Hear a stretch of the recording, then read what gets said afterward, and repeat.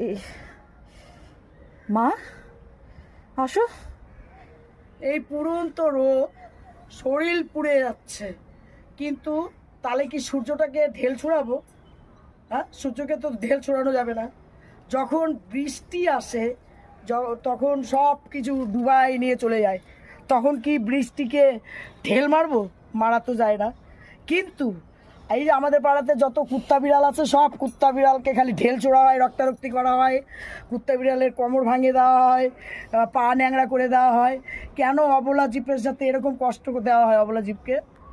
হ্যাঁ, ওদেরকে যদি আমরা যদি না দেখি তাহলে কে দেখবে? সবাই তো ভগবানের দান, আর সবার আত্মার মধ্যেই ভগবান লুকায় আছে। সব সব জীবের মধ্যেই কৃষ্ণর আত্মা লুকায় আছে। ওদেরকে ঢেল ছুঁড়ে ছুঁড়ে রক্তপাত করে দেয়, প্রতিবাদ